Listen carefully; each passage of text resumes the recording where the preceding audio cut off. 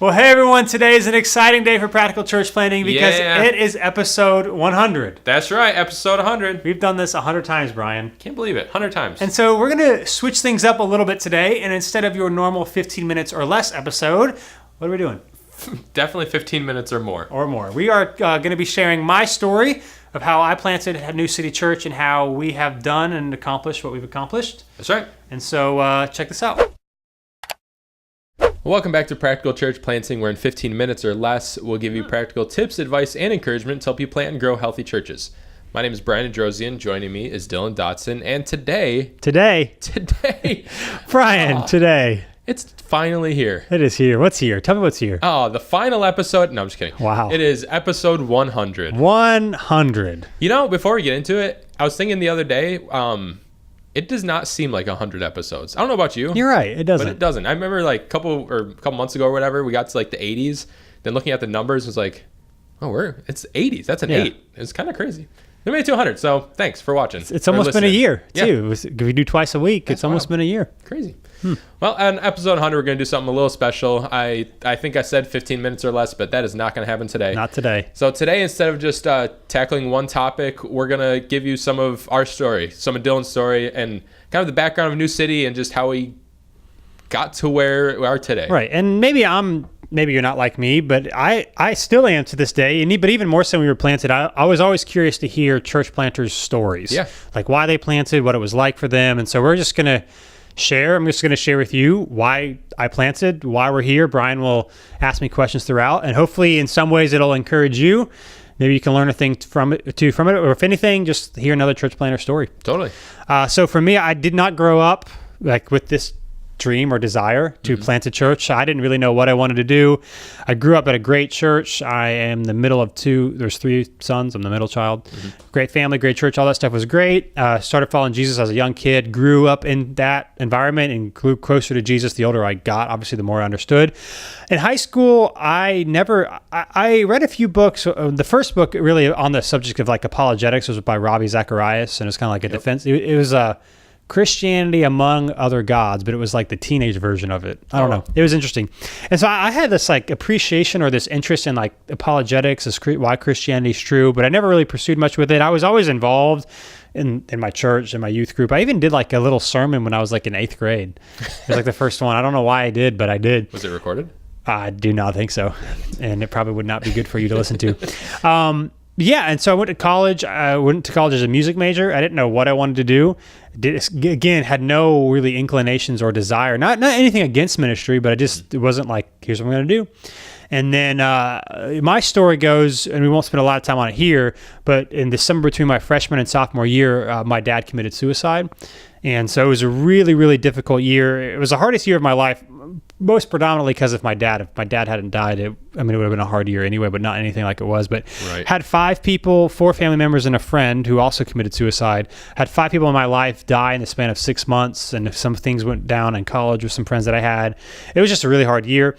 But specifically, that was kind of a turning point for me to do what I am doing today. As a music major, you don't really have time to take all of like the classes they make you take. So the summer between my freshman and sophomore year, I took summer classes. So for summer session 1, I took a philosophy class because you had to take a philosophy class to basic studies. Yeah. And so I took it just because it was available, whatever, and I was fascinated. Like I did all the homework, which is something I never did all the reading. It was taught by a professor who was an atheist, so I ended up taking quite a few classes from him because I really enjoyed him. But I was challenged intellectually in ways that I never had been before. Like, is this even true? And then a week after the first session ended, was when my dad died. And I spoke 10, probably more like 5 minutes. I mean, it was super brief at my dad's memorial service, and there was a ton of people there. You know, we were part of a fairly large church, and he was an elder, and so my mom was also on staff, so we knew a lot of people. And one of my friends from college, I had a big group of friends that drove up for my dad's funeral. After the service, you know, there's a long line of people like saying hi, you know, whatever. And he comes up to me when it was his turn or whatever, he comes up to me, gives me a hug, and he says, "Dylan, you're going to be a preacher one day." And I didn't say anything to him at the time, but my immediate thought was no. When somebody's dad dies, especially if they're 19, which is how old I was, especially in the way that he died, like I could be the worst communicator ever, and you're going to listen because it's just the moment. Yeah. And so that was what I thought. I was like, nah, I didn't say this to him, but I was like, nah, that's nice of you, but I'm not going to.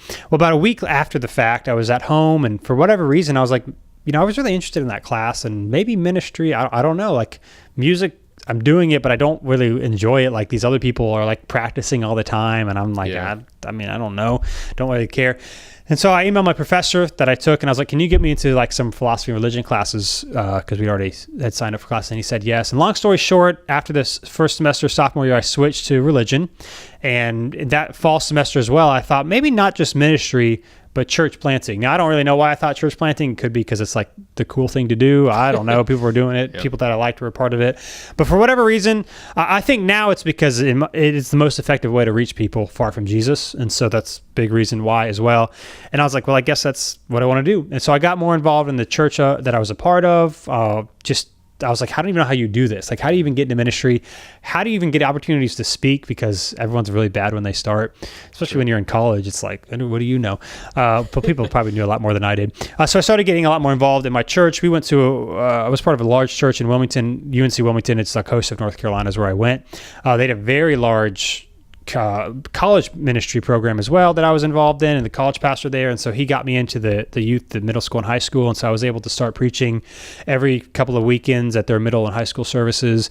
And I was awful, totally awful. I don't know why. At a church the size that they were, they let me do it. Yeah. But I will be forever indebted, because that was where I first got to learn and to grow and to have opportunities. And it was an awesome time, very nerve-wracking time. I think we've talked about previously I think we have on Practical Church Planting. I think pretty recent episode on preaching, talk about how it's not always as nerve-wracking as it was in the beginning. Right. And I was like going to throw up every time, even though I was like, but I like it. Why am I always so nervous? But anyway. And so my wife and I, Christina, got married between her junior and senior year, and we're from the Raleigh area, which New City Church is in Raleigh. Yep. Both of us grew up in the Raleigh area. We didn't meet till college, but one of us wanted to move back here. Not for anything against it. We just wanted to go somewhere else. So we were going to go to seminary in Texas. And then halfway through my senior year, the college pastor said, that we had a relationship with, said, I'm going to plant a church. And in my mind, it's not this simplistic at all, but these are what I thought. I thought, well, I can go to seminary and read about church planting, or I could actually be a part of church planting. Yep. And so we stayed in Wilmington because that's where he planted his church. I got my master's through Liberty Online, because at the time, even though that was only like 7 years ago or whatever, it was like the only or the most credible one, if you could say that, of the seminaries that actually offered fully online. Now they all do it. Yeah. But back then, there was like even a hybrid of it, but like I needed to be at the church on the weekends because there was a church plant. And so we went that route. And I just want to say on a side note, that was like the best decision I could have made. Not to say that you shouldn't move somewhere to go to seminary, but if you do, like, you need to get invested. We've got a local seminary here, and I just want to say, like, it just frustrates me to no end, not because I want something from them, but I want it for them.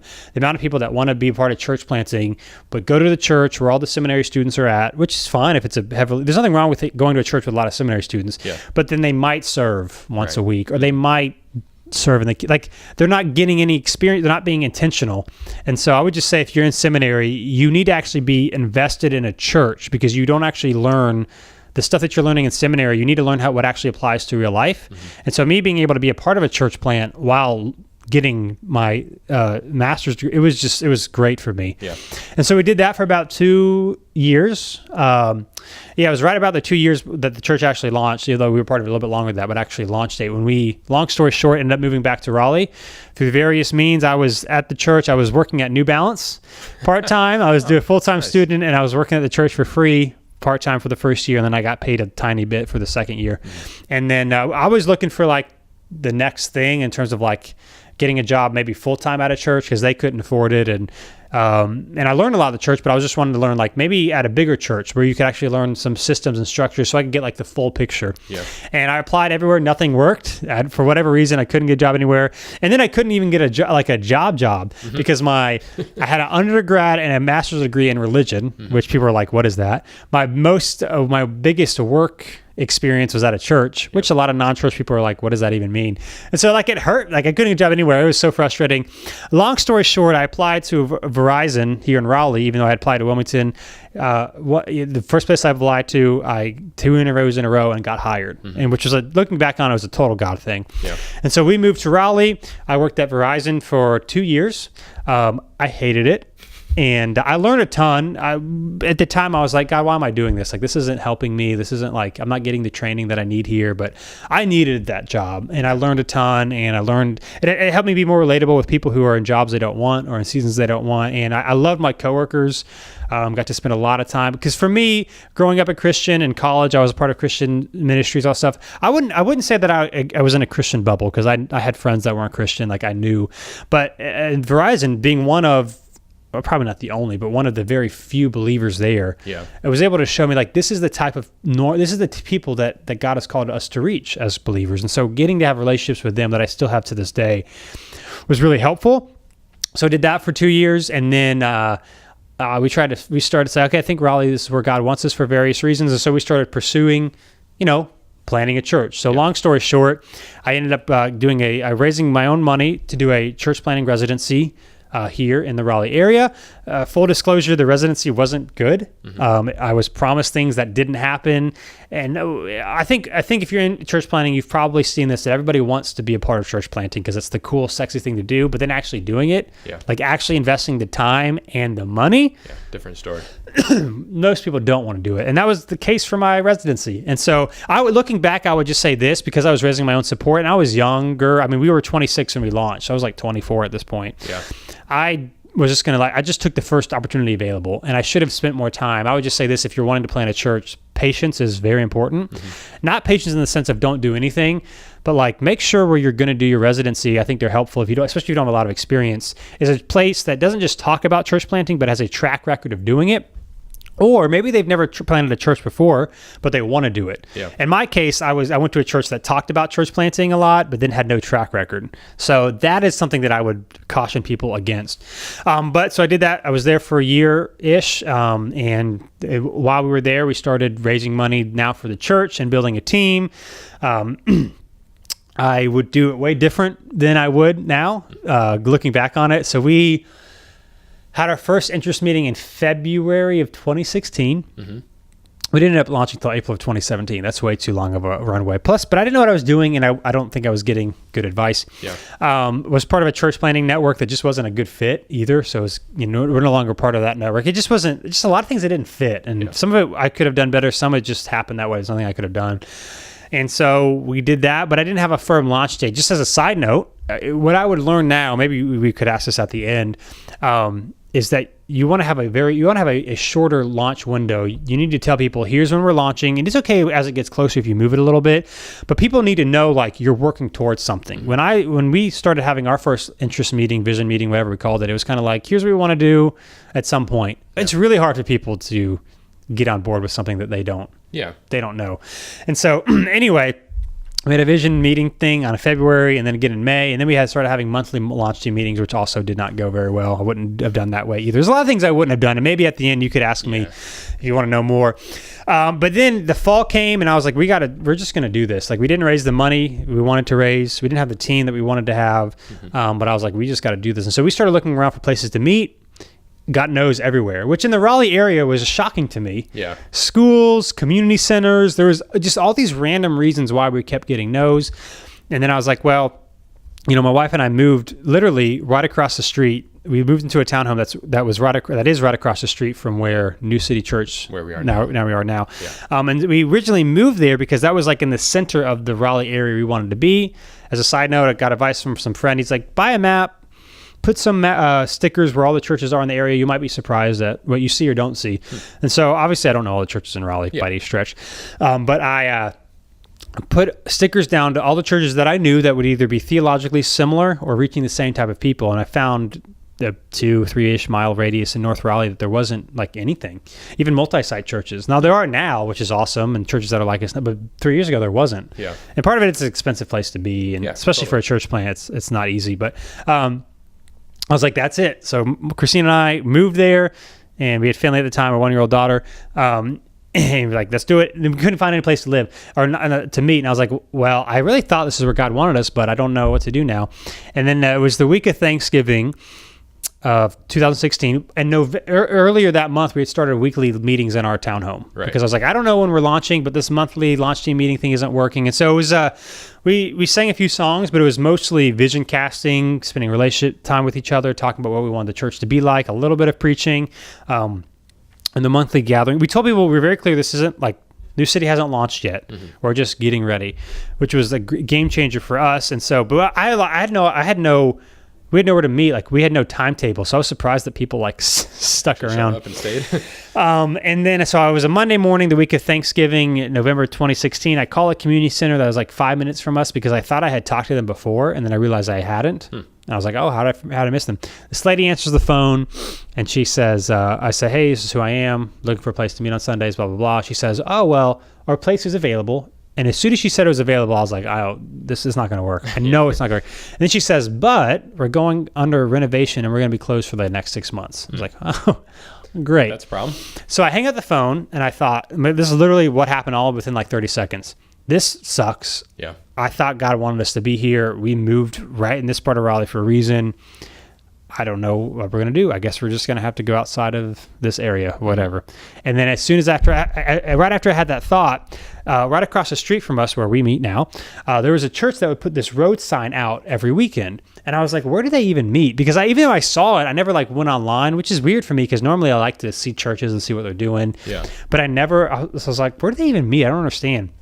It's this like little office park. So I go on their website and it says moving in January. And I was like, well, interesting. Okay. So I emailed the pastor guy. The next day I came and looked at it. The Wednesday I came with a few of our team to look at it. And long story short, a lot of things had to work out for us to get the space. And we ended up signing the lease in early January and moved in March, launched in April. But looking back on it, even it was really, really difficult. I see now that if we had any other options, we wouldn't have pursued this space. Yeah, totally. Because we had to have people co-sign on the lease. There were so many things that if we had any other choice, we would not have pursued to get your own space. And we had people tell us like, that's a terrible idea. That's a bad space. You shouldn't move in there. And anyway, we did it because we had no options. And it has been such a blessing to have our own space 24/7. And it's a tight space. It's a small space now where we are as a church. It's kind of a hindrance, I think. Yeah. And we're looking, but I don't think we would have gotten to where, God can do whatever he wanted, but I don't think we would have gotten to where we are today if it was not for the space that we have had. It's allowed us to do a ton of stuff for pretty much the same price as renting a school would be here in the Raleigh area. I don't think that would have happened if we had other options. So it was a total God thing. And it was cool. As soon as we got to tell people, like, here's when we're launching, which was in January, we got to tell people because we knew we finally signed a lease. That was finally where it really felt real, which going back to what I said earlier, I wouldn't do a long launch window because people can't grab onto when you're launching. Being able to say, hey, we're doing this, like we didn't grow much, but it was like, oh, we're doing this. And so our launch team consisted of 20 to 25 people. Wasn't that big. Yeah. And so but it was so awesome to have a space. We thought we'd be out of money in the fall of 2017. So January, we're going to launch in April. Our projected budget would be completely out of cash in October. Yeah. Actually in the negatives in October. And so that was fun. But we launched, God was faithful. We had 107 people at our launch day, which is probably like quadruple what was on our launch team, which I think statistically is a little bit higher than normal. But that's because I grew up in the Raleigh area. So we had I didn't grow up in Raleigh, but at a town called Cary, right outside of it. So we just had a lot of family friends that came.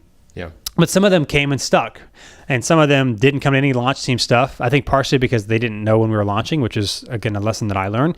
And partially because they just were waiting. I don't know. Right. And so we launched at 107 people and pretty much maxed out our auditorium. And it was a great day. Couldn't believe we got there. We have people that we were very generous. And so we talked about this in practical church planning. We talk about generosity a lot. And that's, I think, part of the reason why we've made it is because people, now it's tight for us even as a church, even now, like we have times where we're like, we've got savings and all that sort of thing, but like we have to be very tight with our resources. Yeah. But we settled in probably around 60-ish. I mean, by the end of the year, like it was kind of going down. Yeah, which it wasn't was like looking the best. And I'm gonna. It was such a bummer, but I'm gonna pause you here. So we've got the whole backstory, and we're at launch. So I want to pause you at launch and kind of ask some stories about prior to launch, and then we'll get into all right what happened after we established. So you said that you weren't sure at first why you wanted to play in a church. You said like, you know, you kind of know now, but Right. at the time. So going through seminary online and working in a church plant, and then you said you were thinking about getting a more established ministry job, sort of. What made you want to not keep going that route? Not keep going and just eventually become a pastor at a church, but stick with actually church planting? Well, so when I was in college, ministry, and then as I was doing the research, I was like, no, this is really effective. I think part of it is, we all have different desires and gifts. I'm not a fan. Larry Osborne talks about this. I get it. I'm not a huge fan of talking about being called into ministry because I think it elevates people in vocational ministry. I think God has called us anywhere. And I think the biggest way we know God has called us somewhere is if we have a desire to pursue it. That doesn't mean we get to have a career or a paycheck doing something that we want. Sure. But the reason I planted the church, number one reason I planted a church is because I wanted to. So yeah, I think it's a couple things. One, knowing it's the most effective way to reach people. If you're familiar with the Enneagram, I'm an Enneagram 3, so I like to accomplish things. I'm an Enneagram 3. If you're not familiar, sorry, but it's basically like you like to win, accomplish things. But I'm also score really high in Enneagram 8, which means you like to be in charge. Yeah. And so it's very like an entrepreneurial type. And so, we launched when I was 26. I wouldn't recommend most people planting that early. I don't think you should. Like I would have done it again, I guess, but with maybe some more experience. Because there's just some things that I think growing and having more experience would have helped us, especially the first year. We dipped a little bit to like the 50s. I think a lot of it had to do with I just had no idea. But yeah, so it's a combination of wanting to reach people for Jesus and wanting to be able to do my own thing. Yeah. So, but it was not, let me be clear. It wasn't against like, I thought my way was better Right. or we were going to be the best thing that ever happened to Raleigh. It was not that at all. It's just for whatever reason, I feel like God gave me the desire. And so I wanted to pursue it. I was going to ask you, you kind of just answered, but you said you launched when you were 26, you said? We found out recently that the network we're part of now, which we weren't a part of at the time. Acts 29. Yeah, now, I forget what the age they said, but they don't even send people to assessment till they're like 30 or 20. They recommend or they 28. recommend. Yeah, 28, they recommend. yep. So obviously you were younger than that, and we're part of them, so obviously they don't care. But would you, looking back now, do you think it was worth starting things when you were so young? Or the mistakes are just kind of not really knowing what to do in the early stages. Do you think it would have been beneficial to wait? It's like in every situation is different, but Right. in your specific. I would tell most people that were in my situation to wait. Maybe this sounds arrogant, but you're an Enneagram 3, right? So that's, I am. So there you go. Away. Part of it. I think part of it was I didn't have a lot of experience. Not that you can't have a lot of experience by the time you were my age. It's just that we were part of a church plant and then we moved back here for 2 years. Like if I was somewhere where I could have been invested, if I was somewhere where it was growing and I was having ample opportunities to try new things. Yeah. I think I would have been more content, but I wasn't in that situation, which I think happened to it. And I think my drive to want to do things well and my drive to learn helped that. Yeah. And not to say that most people don't want to learn and do things well, but I think my lack of experience was somewhat, not covered up is a bad word, but was helped by my desire to like, I want this to work, and I'm willing to learn and to read and to ask questions and to submit to people and to want. I think if you're just going into like, I want to plant a church and I don't need experience, I don't know if that helps at all. But I think most people in my situation probably would not have made it. But I think part of that is God just for whatever reason gave us people that were generous, and for whatever reason gave us people that were excited about what we were doing. Like I don't think it was all. It wasn't on me at all. Right. But most people that had the experience that I had at that point, I probably would have told them no. Yeah. Although I would have done it again. Right. But if I could have had more experience, it would have gone better. Yeah, I would say this. I probably would have done it again just because I would want to. But if I had waited a few more years, I think it would have been better in terms of some of the things that I had to learn while we were doing it. If I had already known, it would have been better for New City. You said launch team was 20, 25 people, something like that. Some people listening might think that seems tiny, and other people might think that seems huge. So where did people come from? So we'd been back in the area for 3-ish years. And so a church that we were part of before we launched, before we started doing our residency, we led a small group that was, we should have launched then. It was literally 50 people. It was massive. So some came from there, and I think most of our launch team came from that, honestly, and just people that we had met. Yeah. We had a few one or two maybe family friends that joined because they just, I don't even know if we had that. I mean, my mom, obviously she lives here. Yeah. I don't know if there's one other family. Well, empty nesters ish. But they came because they knew us, but most everyone else was.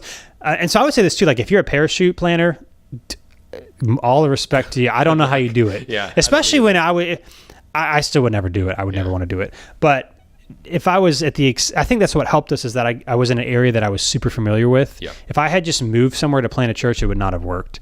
And so having some of those relationships, being there for a few, I mean, if you're a parachute planner, I think being there somewhere for a few years, I would say this, if you're wanting to plant in a city somewhere, you need to move to that city. Yeah. Like you need tomorrow. You need to join a church in that city and tell that church what you're doing. So they need to be on board, whether or not they support you financially, whatever, but they need to know what you're doing. So that you can meet people at their church and maybe have some of them go with you. We weren't that intentional, but because we were in the area for a few years before we launched, it allowed us to build relationships that we wouldn't have had if we just said, "Hey, we're moving and we're planting." Yeah, yeah. So we've launched 107 people, and then launch day is always going to be big, but 107 to then you said like 50 or 60, that's a pretty big drop. So it was a drop over about 6 months. Yeah. It was big launch day, and then it was and then it was Easter, so it was like 90 something, then it was on. And so this is where my lack of experience is, I think, primarily what caused the decline. Okay. Every church is going to decline. Yeah, like sure. your launch day is going to be bigger. But what they say is, and I think this is true, that you're going to reach more people your first Sunday. More new people are going to come your first new people, like haven't been there before, your first Sunday than all the new people that will come your first month. More new people are going to come your first month than the first 3 months combined. And then more new people are going to come your first 3 months than your first year, if that makes sense. Yeah. I think that makes sense. And so, again, this is on me. Not basically, you came our first 6 months. It was like, please come back and serve, maybe. Yeah. We had no groups. We had no real process of getting people connected other than like, and we're smaller, so it's not like you don't need an advanced process when you're smaller, but it still wasn't like a good thing.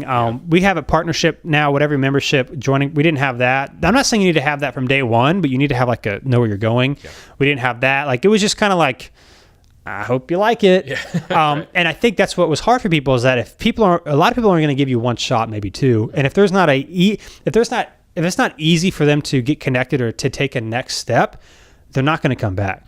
And so my lack of experience of like how you set something like that up. Now I don't run it now. Brittany, your wife, runs it and she absolutely kills it. But just having the idea of like a basic idea that you could like build a foundation from. There was no foundation.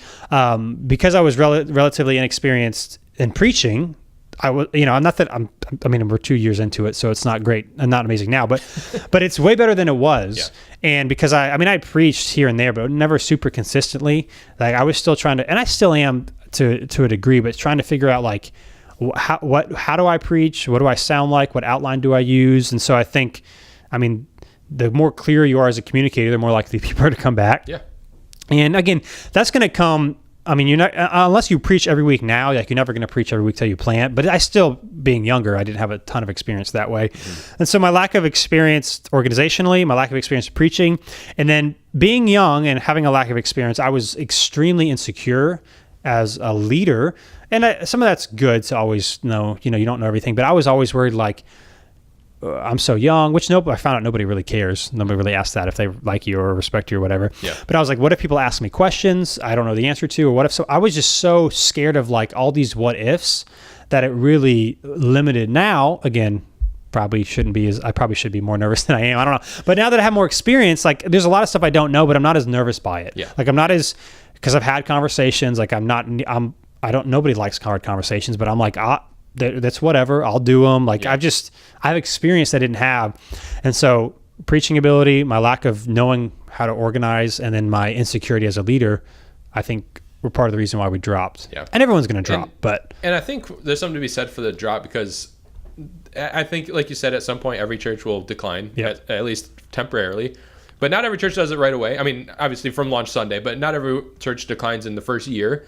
But I think there's something to be said for experiencing some decline in the first year, because the longer you go with just seeming success, if that's the right word, but just seeming like everything's going great, the longer it goes before you experience that inevitable decline, I think the harder it's going to hit you. Yep. Like just personally, I think it's going to hurt you. Yeah, and so it was great. It was like, I mean, not that you're trying to raise money and build a team when you're launching a church. So you're already trying to be faithful, but it's just a reminder of like, okay, you've launched, but there's now again, you may be listening to this and be like 60 people, but so it's all contextual. Totally, it's all like, so I don't get too hung up on the numbers, but it was discouraging because, we sign a lease. So we have a building that we have to pay. Like, it's not like, at this point I had it's not like we can just wrap it up and it's no big deal. And we had a kid. I mean, we just like find it like for us, like, it's just like, you have to like this, it would have mattered. And, I mean, if we had failed, I want to say this too, in November, before we found that this space was available, we were October, November of 2016, and we almost quit. I think if it wasn't for Christina, I would have quit.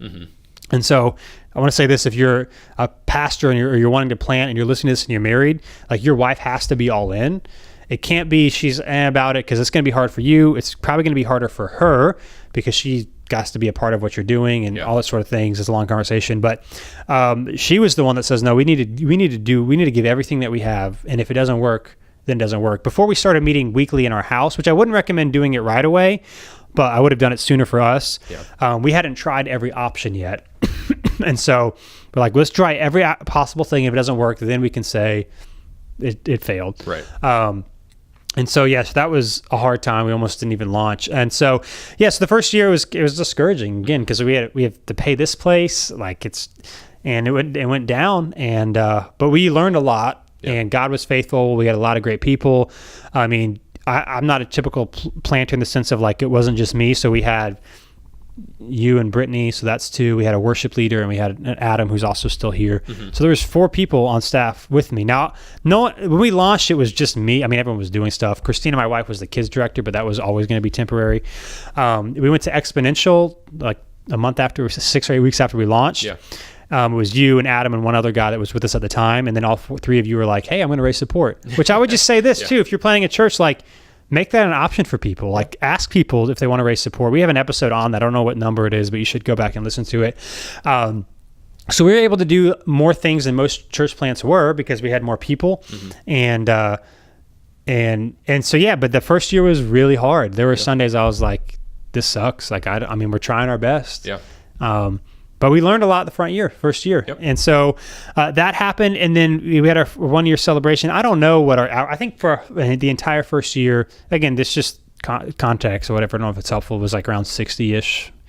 I don't know. Something like that. And then we had our 1-year celebration on April. That Easter was right after, I think it was the first Sunday we did 2 services. Did we do 2 services our first Christmas? No, I don't remember. No, I don't think we did. I don't think we did. No. So Easter, we did 2 services for the first time, and it was good. No, you know what? I do think we did, because I think we realized we didn't have to have done it, because we did Christmas Eve. Okay. I think it was Christmas Eve, and we have an episode on Christmas Eve services. We have 100 episodes, guys, so there's plenty. And so we did 2 services for Easter, which is the second time, and it was actually good. Went back to 1, and then our plan was the fall of 18, so a year and a half-ish, a little less. We were going to try to go to 2 services just because we wanted to just go for it. And so I started planning, like, here's how I'm going to give the vision, like, starting in July of like, it doesn't seem like we need 2 services, but here's why. And, because if it's too full in here, blah, blah, blah. And again, we have a tight auditorium. I mean, if we put all the chairs out, it's like 75 or 80 maybe, but like, you don't want 80 people in there. Like, it just won't, it's not good.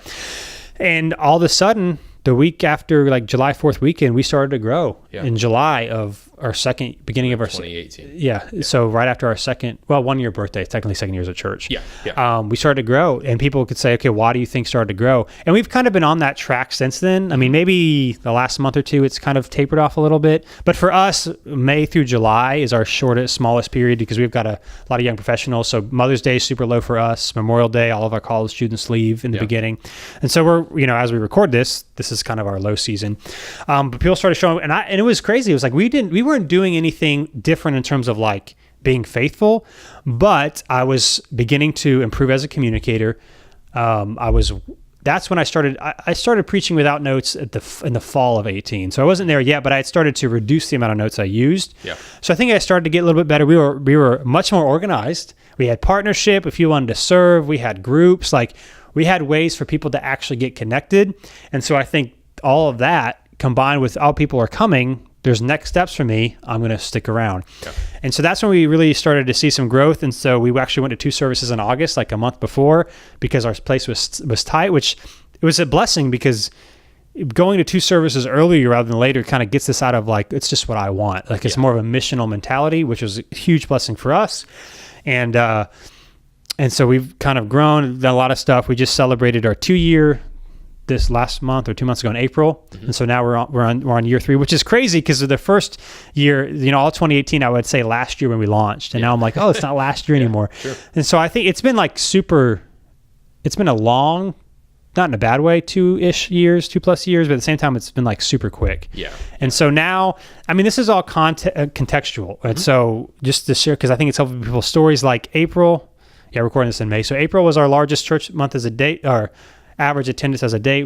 To date, we had 143 people, and we're learning a lot. We're growing a lot. I mean, again, where we are now, like we've got some additional people helping out. We've got interns now. We had our first round of interns this past semester. Mm-hmm. Financially, we are self-sustaining, so we don't like rely on any outside organization. We have a few people that don't come to New City that still give, right? But we're self-sustaining. We were self-sustaining around the 18-month mark, but we're also really tight on our budget, and I think steward it really well. Now, it's not a comfortable self-sustaining, right? Sure. Especially right now, like it's tight. Like we just send an email out, just practically speaking, this year, starting this year, every quarter we're sending an email out to everyone who gives.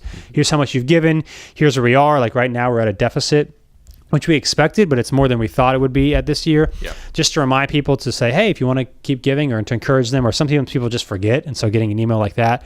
But we're excited about the future. We're kind of looking for a space. And the hard thing is it's financially really hard for us. So I'm not sure how that's going to work out. Yeah.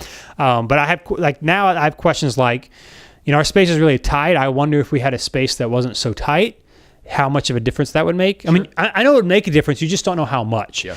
We're in an office park, which is awesome, but we're on the back end of it. And so like I have questions like, yes, our primary demographic is like 20s and early 30s and like 45 plus. Yeah. So a lot of people with 1 or no kids or like really, pre or nursery age, and the people with kids out of the house. The elementary age, middle school age, high school age is like our smallest demographic. Mm-hmm. Part of that is just because of who we're trying to reach. Yeah. But part of that is like I think space makes a difference. So right now we're in a small brick building on the back. Like it doesn't necessarily scream like family friendly. Sure. And that's fine. And we use a Taekwondo space that's right next to us. So it's like all the kids space isn't here, which I know bigger churches do that, but when you don't have tons of kids, it might seem like kind of why are they doing that? Which has been great. And so there's like spacing issues that we're worried about. And so that's kind of where we are as a church. And I've grown a lot. Again, I'm not nearly as insecure as I was. I feel like I've learned a lot more about preaching. When I say I don't use notes, I feel like that's a little, it's not like I don't look at anything. Yeah. I feel like I use minimal notes and they're hidden well. So if you come on Sunday, you would think I don't use any notes. And I don't know. You can say if that doesn't use notes at all. Like my preaching now, like I'll have my Bible and I'll print, because the lights, our ceilings are low. It's really hard to read. So I'll print it. I'll print the scripture on my Bible, and I'll have some notes on the verses so I can remember. Although by Sunday I'm not really looking at them. They're there in case I need it. And then that's it. I don't have any notes on me. We use a lot of screen points, and so on the back of the auditorium I can see what's coming up next, so it kind of reminds me what's coming up. So I would say I use minimal notes that are well hidden. Yeah. And we have some episodes on preaching, and if you go to our YouTube channel, our Practical Church Planning, search on YouTube, we've got a free course. And one of the modules is how to preach without notes. Yep. And so I think the preaching's better, and we're just continuing to get more organized as a church, which helps people get connected. We do a lot of stuff online, and so I've learned a ton. But you're still always thinking and praying and worrying about the future. Yep. And I would say this, and then if you have any questions, I do think the beginning phase is harder than it is now. Mm-hmm. Partially because things are going better than they were in the beginning. I've heard people say it's not as hard, it's just different. Yeah. It is different now, but I would say, at least my experience, the beginning, launching in the first year was harder than it is now. Not that now is not hard. It is different, but I just want to say this, like if you're in the launch phase or you're new or you're struggling the first year, like it was hard. Mm-hmm. And yeah, so that's kind of how New City came to be. And that's my story. That's it. So I do have a few questions, and some of them, if you don't have an answer to it, it's okay. But thinking back, what do you think was the hardest, not just the hardest time? I know you said the November before we launched was difficult because things weren't working out. But once we launched, so once that launch happened and we had some dips and some growth and it kind of went up and down, what do you think was the hardest part of pastoring a church plant, or hardest thing you experienced after we launched, once it was started but not really fully established? I think the hardest thing is, I would say probably still today, is, and I think it all goes back to your personalities and who you are, is feeling like,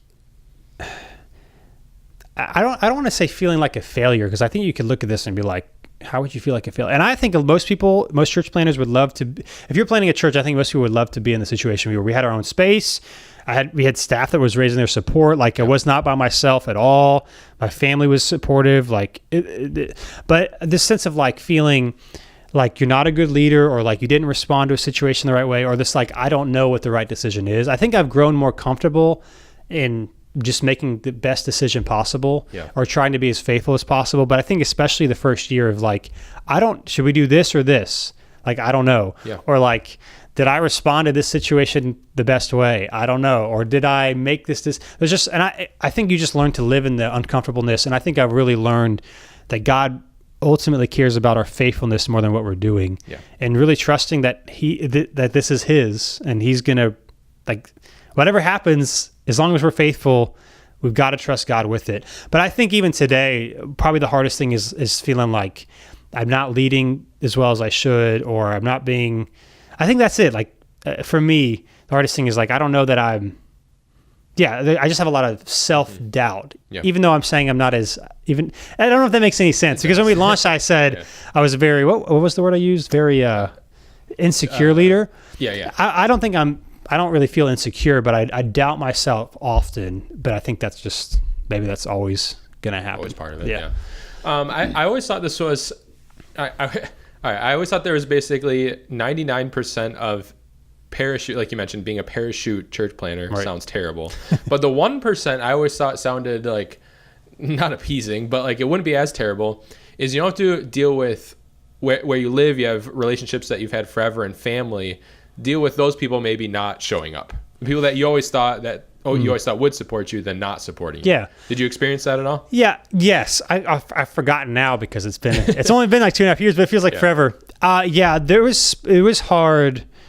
Not so much like my family when we launched. My mom was the only one here. Now my older brother and his wife are here, and they come, and so not so much like the family, but there were people that were just like why aren't you a part of this? And not in like a selfish way, but like people, I don't know. There was a very much of a sense of in the beginning, like, I'm not sure why. And then of course you're surprised. I mean, it's like anything in life. Like if you go through a hard time, you might be surprised that some friends who like don't do anything, and others like where did this come from? Surprised like they did come. Yeah. And so I think it's the same thing of like, even before we launched, like who supported this financially and who didn't. And then the first year, it's like, why aren't you, like, you're not going anywhere. You go somewhere like once a month, like you're not invested in there.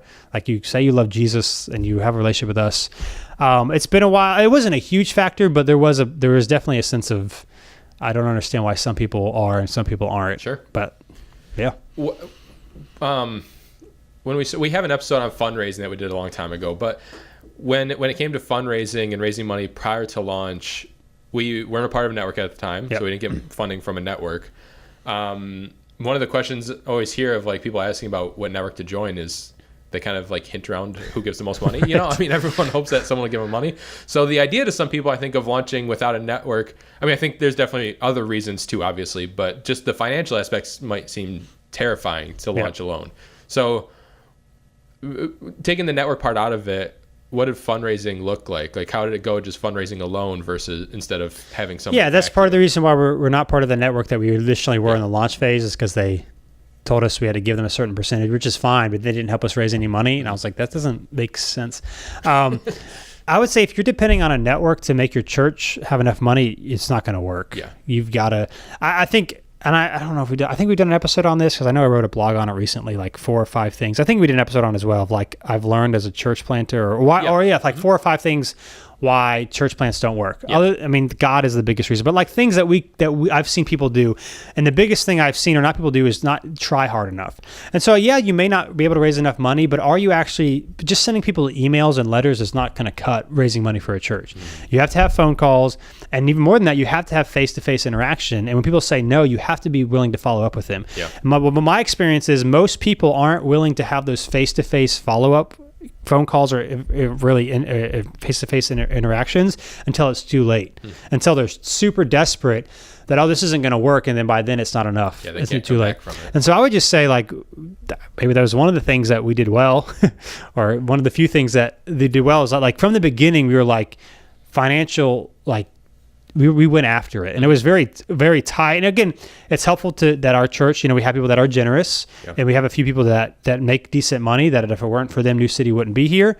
But at the same time, it really helped us to lean into not just like, it helps us to be more, it helped us to get self-sustaining sooner because we knew that was all we had. And so my advice was just to be follow up, make the phone call, have meetings if they live in your town or your city, or you won't raise enough money if you don't do it. Yeah. For us, I mean, we joined the Acts 29 network. We started the process a month before we launched, and then by the fall we were full members. And I would just say, even though we were already about to plant the church, like, you've got to be with somebody, be a network or denomination. The relationships that I've built through Acts 29, the accountability, the friendship. I mean, last week I was in Guatemala with our partner church. Our partner church is part of Acts 29 that we would never have found. Yeah, true. And so you've got to be connected somewhere, and you've got to be willing for someone to be like, no, like, you're not ready. This isn't good for you. And I think a lot of times people don't join a network or denomination because they don't want someone to tell them no. They just want to do it. Yeah. And it's not that it's no forever, but it might be no for right now. And so you have to be willing to submit yourself, not for the money, but because you want to be healthy. So we weren't a part of a network at launch, but in the process of joining Acts 29. So we joined up with them a little while after launch. Why did you decide to join network after launching? It seems like network launches you, and then who cares about them anymore? But like, why join after launching? Right. And again, for us, it was about the relationships. Yeah. And so Acts 29, I mean, there's various reasons why. Their theological clarity, I mean, I'm theologically similar to them. Yeah. But I do like that they make theology a big deal. I mean, even again, we were in Guatemala last week, and like, explaining what the gospel actually is matters. And so we're in this super rural village, and actually having a presence there of people there that actually can teach them, like, the gospel is not when the corn harvest is good, God loves you. When the corn harvest is bad, God doesn't love you. The gospel is that God loves you in spite of all these things. And to actually have some people that could articulate it back shows how important theological clarity is. So that was a big thing for us. Another big thing is church planting. So my goal has never been to like plant New City Church and said we made it. Again, if church planting is the most effective way to reach people far from Jesus, then that means we need to be involved in church planting. It's like we need to plant other churches and send people out. And so we wanted to be a part of a network that did that and that could help us do that. And then so the theological clarity, the relationships, the accountability, and the church planting just made it a really no-brainer for us. So over the past 2 years and some change, what's something that has stood out to you in a positive way? Kind of talked a lot about negatives. So what's something that stood out in a positive way? It's not all bad. Since launch, like since this church has been established, what's something that maybe you didn't see coming, or something that happened that you maybe wouldn't have thought of happened at this point? I would say God's faithfulness is probably the biggest thing. In what way? Just how he provided financially, the people that he sent. Like, there's a really good community here, and we're learning and following Jesus. I mean, our mission is to help people meet Jesus and grow in a relationship with him. And I think our people get that. Like, we change things a lot, and very few complaints because they understand the mission's as important. And so God has just been very good to New City, and he's been very good to me.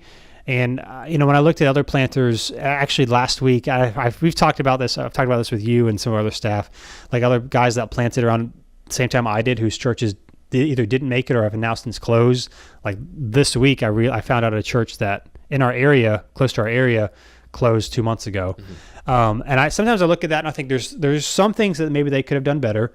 But there's also, like, for whatever reason, God just decided that he wanted to bless New City Yeah. And not this, and I don't know why. Yeah. So literally I think God's faithfulness is bigger, and we say that, but then we don't really think it. Right. Right. So I think God's faithfulness is probably, you asked some of the biggest things I didn't realize. And so that was one, especially if you would have told me, at launch day, like we would have made it. Yeah.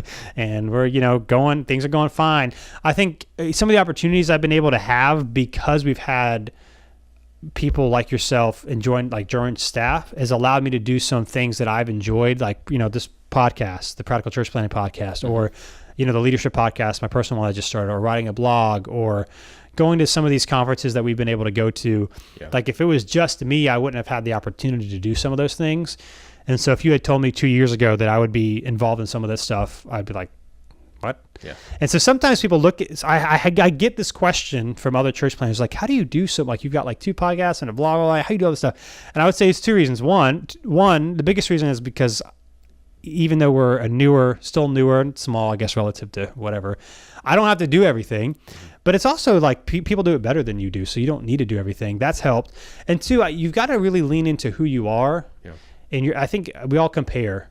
And so for me, I look at people who are more pastoral in nature and like love people really well and are super good counselors and like super good listeners. And I would look at them and I'm like, I'm never going to be like that. Like I'm a failure. And so, recently, honestly, the past 4 or 5 months, like I've really leaned into, you've got to be okay with who God's created you. Because on a personal level, to be honest, sometimes I struggle. I'm like, why am I in ministry? Because I'm driven by success. And I don't necessarily mean that in a bad way. I mean, it can be a bad way, but I want to accomplish things. I want to do well. And I'm like, sometimes I used to think, and still do, like if I was in business world and I wanted to grow a company and follow Jesus and be generous and make a lot of money, not for me, but to be generous, everyone would look at that and be like, that's a good thing that you should do. You should grow a company and love and lead your employees and care for them and be generous. But in the church world, you're not allowed to talk about that. Yeah. And so honestly, for me, it was like this switch like 4 months ago where I was like, okay, I'm just going to, how has God created me? God has created me to be someone who likes to do a lot of things. So when people say, how do you do this podcast and your own podcast and write a blog twice a week and preach every week and whatever, part of it is just like, I hate not, I just, like today, for example, my calendar from 8 o'clock when I got here until 5 o'clock, I've got something the entire day and I love it. Yeah. Like I love it. And so I would say you got to, if you're a church planner, who has God created you to be? And then lean into that. So if you're really good at, I mean, I don't want to say meeting with people because we all meet with people, but like whatever it is for you, like don't compare what I do with what you do because you can't do what I do and I can't do what you do.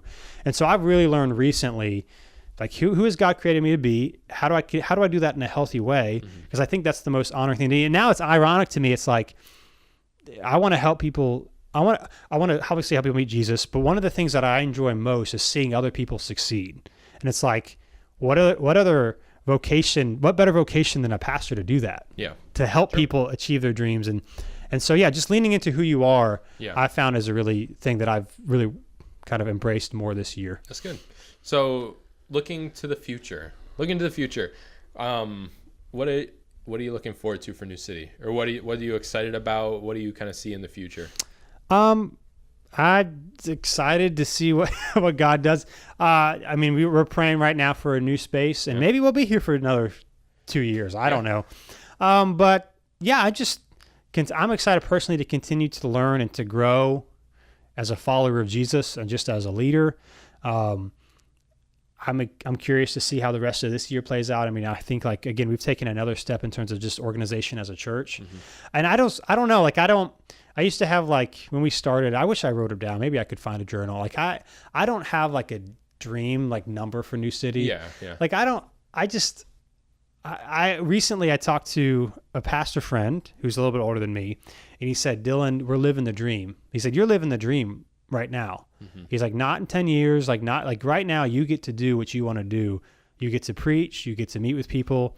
And yeah, it's hard. You might be worried about the church finance, whatever, but like the dream, like you're doing it now. And it was just a good reminder to me, like if you're planning a church as hard as it can be, like if you get to do it, let's not focus on I know this is going completely against your question, not so focused on like what you want to, now I have like plans and stuff I want to do, but like reminding myself this is a dream. So like when you say like the future, like what I would like to see is I would like to see us grow a little bit more, but more than that, I'd like to see us plant churches. Yeah. I mean, I like us to see our financial situation be a little less stressful, but it's always going to be someone's answer. Yeah.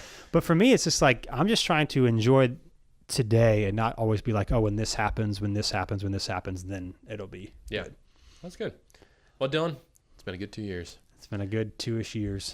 Hey, Brian, yeah. It's been a good 100 episodes. You know what? It sure has. It's been a fun 100 episodes.